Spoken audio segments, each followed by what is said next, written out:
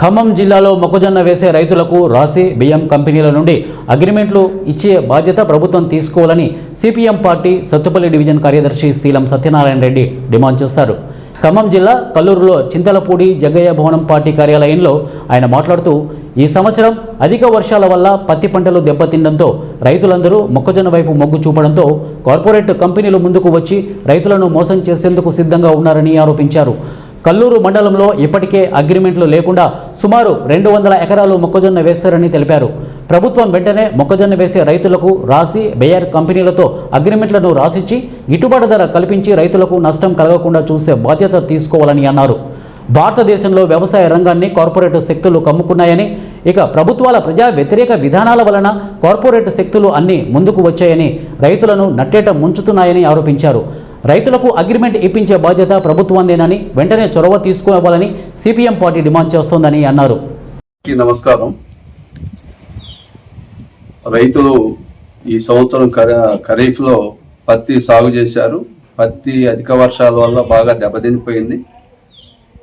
ఎకరానికి 2 క్వింటాలు 3 క్వింటాలకు మించి వచ్చినటువంటి పరిస్థితి లేదు.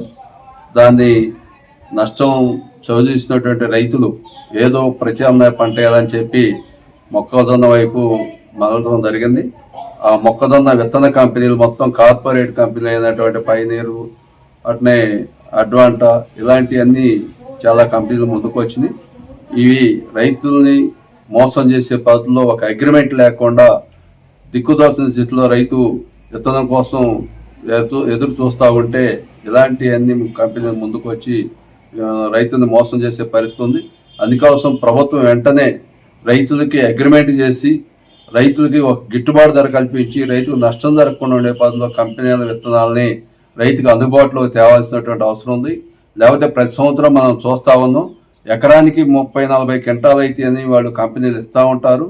కానీ అవి 5-10 క్వింటాలు కూడా వచ్చినటువంటి పరిస్థితి లేని సందర్భాలు కూడా చాలా ఉన్నాయి. చాలా ఊళ్ళల్లో గొడవలు జరిగి కొంతమంది ఏజెంట్లు ఎకరానికి 20,000 30,000 కట్టిన సందర్భాలు కూడా మనం చూసినాం. ప్రతి సంవత్సరం ఈ దగా జరుగుతూ ఉంది. అందుకని ఇలా భారతదేశంలో వ్యవసాయ రంగాన్ని కార్పొరేట్ శక్తులు కమ్ముకున్నాయి. ఈ ప్రభుత్వాల దుశ్చర్యల వల్ల